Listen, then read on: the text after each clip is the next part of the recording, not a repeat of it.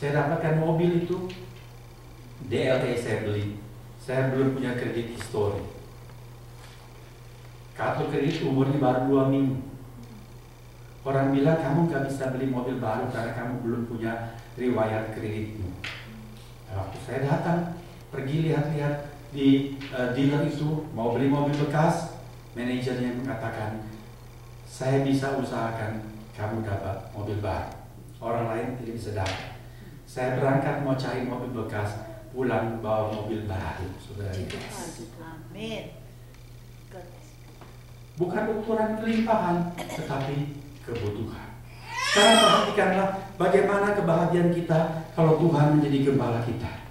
Kita lihat Mazmur 23, masih terbuka di depan saudara. Kita baca bersama, kita lihat sama-sama. Tuhan adalah gembalaku, tak akan kekurangan aku. Apa yang membuat kita tidak kekurangan? Wujud-wujudnya apa? Ia membaringkan aku ke air yang tenang. Ia menyegarkan jiwaku. Ia menuntun aku di jalan yang benar oleh karena namanya. Membimbing aku ke air yang tenang, ke sungai kecil yang jernih, bukan air mandek yang bau, yang kotor, banyak penyakit di sana. Tidak, tapi Tuhan menyediakan kebutuhan. Lalu dikatakan ia membaringkan aku di padang yang berumput hijau. Bukan cuma membawa domba-dombanya cukup makan, tapi sampai domba-domba itu berbaring di padang rumput yang hijau. Artinya apa? Cukup makan, kebutuhan terpenuhi, dan hati tenteram. Sehingga bisa rileks, berbaring, peaceful, dan sejahtera. Itulah kebahagiaan domba-domba yang dimiliki oleh gembala yang baik, yaitu Tuhan kita Yesus Kristus. Amin. Barangkali ada hal-hal yang kita idamkan belum terpenuhi. Kita ingin sesuatu, kita kepingin itu, kita berdoa banyak, kok belum dapat? Bisa ada berapa kemungkinan. Mungkin yang kita inginkan itu tidak cocok untuk kita. Tidak perlu. Anak kecil, dia boleh nangis menggerung-gerung, minta silet. Dia lihat papa cukur-cukur janggutnya, apalagi zaman dulu orang pakai pisau cukur, bukan silet seperti itu. Ya. Lalu si kecil, dia kepingin, biar dia nangis menggerung-gerung, ayah yang baik mau kasih nggak itu pisau silet? Tidak kasih. Allah tahu kebutuhan kita, bukan keinginan kita. Dia mencukupi kebutuhan kita, bukan keinginan. Sebab keinginan mungkin kita tidak mengerti, itu justru membahayakan kita. Kalau kita belum dapat, barangkali karena itu bukan kebutuhan kita, atau belum waktunya. Tuhan bisa berkata no, atau Tuhan bisa berkata tunggu dulu, kamu akan mendapat pada waktunya. Tapi Tuhan tahu kebutuhan kita, dan Dia pasti akan mencukupi dan memberikan kita ketentraman, memberikan kita hidup yang selalu merasa cukup dan puas. Itulah kekayaan yang sejati. Dia menuntun aku di jalan yang benar oleh karena namanya. Dia membimbing kita. Saudara, hidup yang paling bahagia adalah hidup di dalam jalan kehendak Tuhan, di dalam pimpinan Tuhan. Kalau kita ada di jalan Tuhan, pasti semuanya akan berakhir dengan kebaikan dan kebahagiaan kita. Saudara percaya? Kalau kita tidak di dalam pimpinan Tuhan, kita sering salah pilih. Orang memilih jodoh bisa keliru memilih, bukan? Di Perjanjian Lama ada seorang lahir dengan nubuat Tuhan. Tuhan berkata kepada ibunya, kamu akan mengandung seorang anak istimewa, dan dalam kandunganmu dia sudah akan menjadi hamba Tuhan sampai besar. Jangan biarkan dia boleh minum anggur, sebab dia akan menjadi nazir Allah atau hamba Allah. Anak itu adalah Samson. anak yang luar biasa. Dia punya kekuatan istimewa, melebihi anak-anak sebayanya. Dia disiapkan untuk menjadi pemimpin Israel, saudara-saudara. Tetapi Samson, jalan hidupnya tidak nurut kepada Tuhan. Mau-maunya sendiri, mentang-mentang kuat, bandelnya luar biasa. Dia selalu jatuh di weak point-nya, yaitu urusan wanita. Pernah dia pulang bilang kepada papa dan mamanya, pergilah ke dusun Filistin sana, lamar gadis itu untuk aku. Ayah ibunya bilang, tidak adakah gadis lain di antara umat Israel sehingga engkau mau menikah dengan gadis Filistin? Engkau ditetapkan Allah untuk menjadi pemimpin Israel supaya melepaskan Israel dari kuku cengkeraman Filistin. Bagaimana kamu mau kawin dengan orang Filistin? Tapi Samson seperti anak cengeng, katakan dalam kitab Hakim-Hakim, dia merengek, dia katakan, betapapun Bapak, pergilah lamar dia, aku menginginkannya. Dia kepingin. Lalu itulah permulaan bencana Samson. Dia banyak mengalami duka cita karena dia ikuti keinginannya sendiri, bukan kehendak pimpinan Allah. Itu. Marilah kita meninjau kehidupan kita masa lampau. Saya juga. Banyak hal kita mengalami duka cita, kepedihan hati. Karena apa? Karena kita tidak tahu memilih yang benar. Kita cuma pilih yang kita pikir bagus, yang kita pikir menyenangkan, yang kita pikir menguntungkan kita. Ternyata itu mencelakakan dan menimbulkan kesedihan dalam kehidupan kita. Kita membutuhkan pimpinan dalam segala hal. Saudara memilih pekerjaan, ada banyak tawaran. Yang mana yang paling cocok untuk saudara? Yang paling baik, yang membuat saudara sungguh-sungguh bahagia. Bagaimana saudara memilih? Dengan dasar pilihan apa? Tidak lain, marilah saudara dan saya datang berlutut di hadapan Tuhan. Bawa kepada Tuhan. Tuhan ada begitu banyak pilihan. Saya mengalami banyak persimpangan jalan. Tidak tahu masuk kanan atau ke kiri. Tuhan, pimpinlah saya. Saya mau di jalan Tuhan, bukan di keinginanku. Saudara belajar seperti itu. Beranikanlah dirimu untuk berkata kepada Tuhan begini, Tuhan, tutup semua pintu yang bukan dari Tuhan. Buka cuma satu pintu saja yang Tuhan tahu paling baik buat saya. Meskipun pintu itu kelihatan sempit, rasanya tidak enak, saya kurang senang, saya kurang tertarik.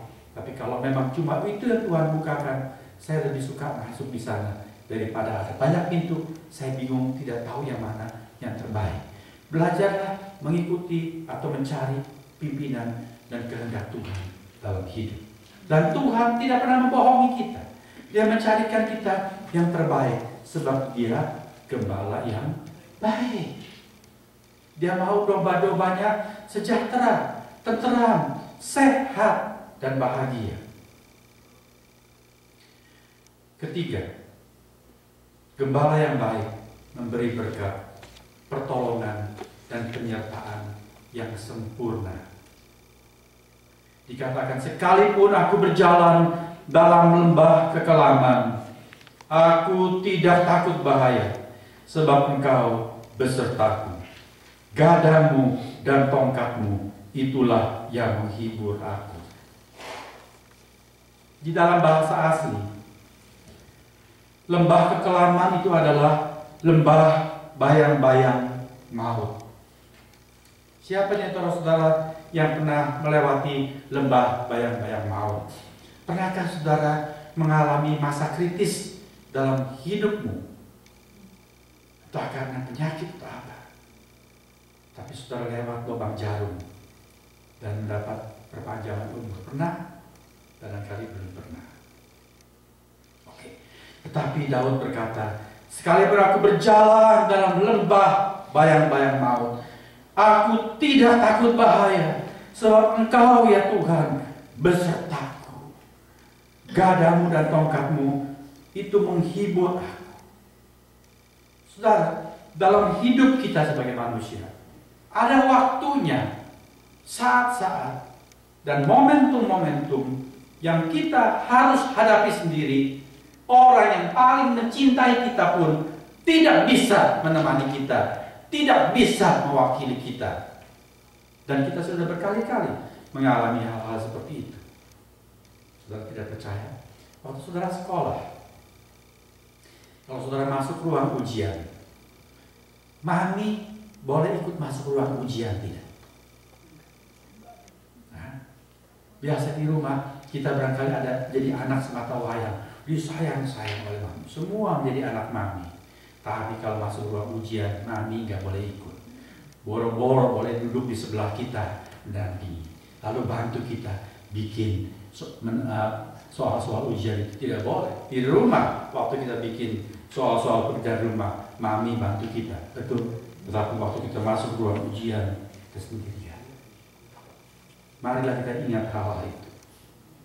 Pernahkah saudara waktu masuk ruang ujian, saudara lihat soal, blank semua di pikiran saudara, tidak tahu mau kerjakan apa? Bagaimana? Pernah? Saya bertobat, terima Tuhan Yesus di kelas 2 SMA, di kuartal kedua. Sebelum kelas 2 SMA itu, sebelum saya terima Tuhan, saya tuh nakal. Belajar malas, nyontek, ikut-ikutan nyontek, jago nyontek, memalukan sekali. Hari ini kalau saya bicara soal ilmu bumi, peta, aduh bodoh luar biasa. Mengapa? Karena dulu pintar nyontek. Oke, kalau kasih peta buta, nyontek. Akhirnya sekarang peta itu selalu blank buat saya, bingung. Sudah lihat rugi sendiri, saya menyesal. Kelas 2 SMA, saya terima Tuhan. Lalu habis terima Tuhan, saya tidak menyontek lagi. Sampai hari ini, tidak mau dan tidak menyontek. Tapi sebelum kelas 2 SMA itu, biasa nyontek. Bagaimana untuk ilmu pasti? Dasar-dasarnya saya tidak bagus. Banyak rumus yang saya tidak hafal. Waktu ujian kelas 3, saudara-saudara, mata pelajaran analit, keluar soal-soal. Soal pertama cuma 3 soal. Soal 1 saya bisa bikin. Soal 2 saya tahu saya tidak bisa. Soal ketiga saya tahu saya bisa, tapi saya punya feeling saya kerjakan salah. Cuma bisa 1. Saya di jurusan pasti alam. Ini bisa nggak lulus gara-gara ilmu pasti jeblok. Teman-teman di ruang ujian itu banyak yang nyontek, lempar-lemparan kertas, tukar-tukar. Guru pengawas belaga bodoh saja. Saya tercobai di sana. Tapi saya sudah bilang sama Tuhan, saya tidak menyontek. Saya punya Tuhan. Saya berdoa kepada Tuhan. Tuhan, terima kasih Tuhan sudah tolong saya soal pertama, saya sudah bisa kerjakan. Soal kedua, saya tidak bisa. Karena dulu saya biasa nyontek, tidak tahu bagaimana kerjakan rumusnya. Saya tidak mau coba kerjakan nomor 2. Tapi nomor 3 saya bisa kerjakan, tapi rasanya salah. Saya mau periksa sekali lagi, tolong berikan saya pencerahan. Saya mau lihat soal yang ketiga. Habis berdoa, saya periksa lagi, saya temukan di mana salahnya. Jadi dari 3 soal, saya kerjakan 2. Mata pelajaran itu, di ujian saya, angkanya 6. Lolos. Dari lomba jarum. Tapi Tuhan baik tidak? Baik. Dia gembala kita yang baik. Menyertai waktu kita harus menempuh hidup itu sendiri. Saudara pernah dioperasi? Harus bius total. Waktu saudara masuk ruang operasi, siapa yang menyertai saudara? Suamimu boleh ikut? Istrimu boleh menemani? Satu hari saya mengantar Ibu Ratna operasi. Mendadak kena radang usus buntu. Waktu itu kami di Manado. Tengah-tengah malam, sudah malam sekali, tiba-tiba dia rasa sakit. Secara akut mendadak ada serangan radang apendis. Dipegang mana-mana sakit.